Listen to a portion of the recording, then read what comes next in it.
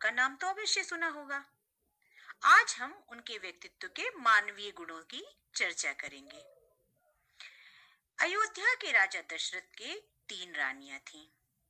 महारानी कौशल्या, कैकेयी और सुमित्रा। इनके चार पुत्र थे, राम, लक्ष्मण, भरत और शत्रुघ्न। चारों राजकुमार का लालन पालन अयोध्या के राजमहल में बहुत अच्छे से हुआ और चारों अति सुंदर पराक्रमी राजकुमार थे। एक बार वन में ऋषियों ने राक्षसों से तंग आकर राजा दशरथ के पास अपना संदेश भेजा। ऋषि विश्वामित्र राजा दशरथ के दरबार में आए और उन्होंने कहा कि मुझे आपके पराक्रमी राजकुमार राम और लक्ष्मण को मदद के लिए दे दीजिए। राजा दशरथ तुरंत तैयार हो गए और श्री राम और लक्ष्मण विश्वामित्र के साथ वन में आ गए। वहां उन्होंने अपने साहस और पराक्रम से राक्षसों का ऋषि विश्वामित्र उन्हें अपने साथ लेके राजा जनक की पुत्री सीता के स्वयंवर में जनकपुरी पहुंच गए। वहां सीता के स्वयंवर में अनेक पराक्रमी राजा महाराजा आए थे। स्वयंवर की शर्त ये थी कि जो भी शिव के धनुष को उठाकर उस पर प्रत्यंचा चढ़ा देगा, उसी से राजकुमारी सीता का विवाह हो जाएगा। वह वहां अनेक राजाओं ने इसके लिए प्रयास किया, किंतु कोई भी सफल नहीं हुआ। जैसे ही श्री राम जी अपने गुरु की आज्ञा मानकर शिव धनुष को उठाए,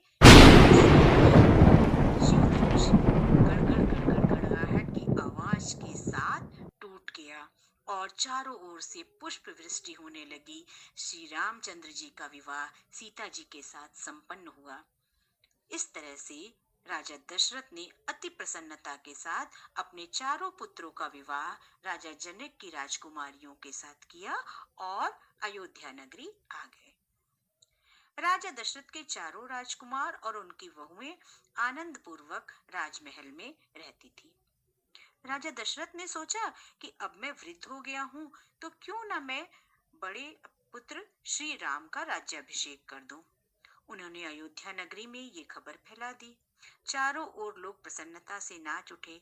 राम तो सबके प्यारे थे, किंतु महारानी कैकेयी की एक दासी मंथरा थी।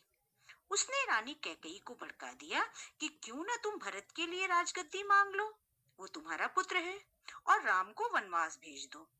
महारानी कैकेयी मंथरा की बातों में आ गई और उन्होंने राजा दशरथ से कहा कि आपने मुझे एक बार युद्ध में वरदान दिया था, क्योंकि मैंने आपकी मदद की थी ना, तो आपने कहा था कि जब तुम्हें कुछ चाहिए मुझसे मांग लेना। आज आपको अपना वचन पूरा करना पड़ेगा। राजा दशरथ ने कहा, हाँ, क्या मांगना है बताइए महारानी। महारानी कैकेयी ने कहा कि पहला वरदान मुझे ये चाहिए कि मेरे पुत्र भरत को अयोध्या का राज सिंहासन दे दीजिए और राजकुमार राम को 14 वर्षों का वनवास दे दीजिए।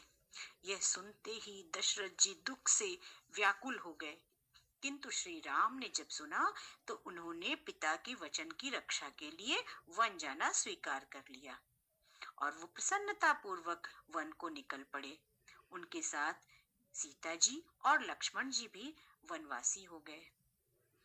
राम के वन गमन के बाद दशरथ ने दुख में अपने प्राण त्याग दिए। जब भरत अयोध्या वापस आए तो उन्होंने अपने भाई को लाने के लिए चित्रकूट की ओर प्रस्थान किया।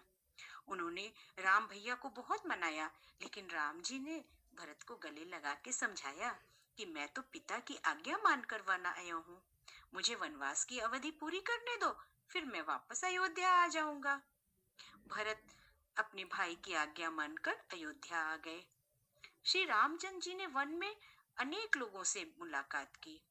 उन्हें निषाद राज गुह मिले, माता शबरी मिली।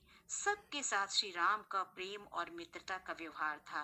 वो कभी किसी को छोटा या बड़ा, ऊंचा या नीचा नहीं समझते थे। न उन्हें किसी जाति से मतलब था, न वर्ग से। सभी को उन्होंने अपना मित्र और आदर दिया, मित्र बनाया और आदर सम्मान दिया।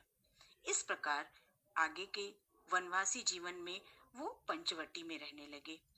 जब वे लोग पंचवटी में रह रहे थे तो एक बार शूर्पणखा वहां पहुंची। वो राक्षस रावण की बहन थी। और शूर्पणखा ने इन लोगों को बहुत परेशान किया। जब उसने सीता जी पे वार किया तो लक्ष्मण को गुस्सा आ गया। लक्ष्मण जी ने शूर्पणखा की नाक काट दी। शूर्पणखा रोती हुई अपने भाइयों के पास दौड़ी और उसने रावण के आगे बहुत गुस्से में कहा कि देखो, तुम्हारी बहन की नाक काट ली है लक्ष्मण ने। रावण क्रोधित हो गया। उसने एक षड्यंत्र रचा और धोखे से सीता जी का हरण कर लिया। राम और लक्ष्मण जब कुटिया में सीता को नहीं पाए तो बहुत दुखी हुए, किंतु रामचंद्र जी ने अयोध्या से मदद नहीं मांगी। उन्होंने वन में रहने वाले लोगों की एक सेना बनाई और सीता जी का पता लगाया। रावण का भाई जो विभीषण था, उनसे मुलाकात हुई और सुग्रीव, जामवंत, इनकी मदद से, हनुमान जी की मदद से उन्होंने लंका पर आक्रमण किया। सीता जी वापस मिली, रावण का वध हो गया और सीता माता के मिलने के बाद जब वनवास की अवधि पूरी हो गई तो रामचंद्र जी सीता और लक्ष्मण के साथ अयोध्या वापस आ गए। आपको पता है, लंका की विजय पाकर भी राम ने लंका का राज्य नहीं लिया, उन्होंने विभीषण को लंका का राजा बनाया। और अयोध्या वापस आने पर प्रजा ने दीपावली मनाई, घी के दिए जलाए, प्रसन्नता चारों ओर छा गई और राम जी को पुनः अयोध्या का राज सिंहासन प्राप्त हुआ। चारों ओर खुशी की लहर फैल गई और आपको पता है, राम के राज्य में अयोध्या की जनता अत्यंत सुखी थी। किसी को कोई दुख नहीं था। सभी लोग प्रेम पूर्वक अपना काम करते थे और सुख से रहते थे। इसीलिए लोग राम राज्य को अति अच्छा शासन और राज्य कहते हैं। ये राम जी के स्वभाव की खासियत थी। ये उनके व्यक्तित्व का गुण था कि उन्होंने सदा सबका आदर और सम्मान किया। जितना सम्मान उन्होंने अपनी माता कौशल्या को दिया, उतना ही सम्मान उन्होंने माता कैकेयी को भी दिया, भरत को स्नेह दिया। इसीलिए रामचंद्र जी के लिए कहा जाता है कि ऐसे अद्भुत हैं श्री राम, भाई भाई का प्रेम अपार, गुरुजनों का आदर मान, मात पिता की आज्ञा पाकर वन को चल दिए पुरुष महान। ऐसे अद्भुत थे श्री राम। निषाद राज को गले लगाया, शबरी के हाथों से खाया, सुग्रीव को राजा बनवाया, ऊंच नीच का नहीं था भान। ऐसे अद्भुत थे श्री राम।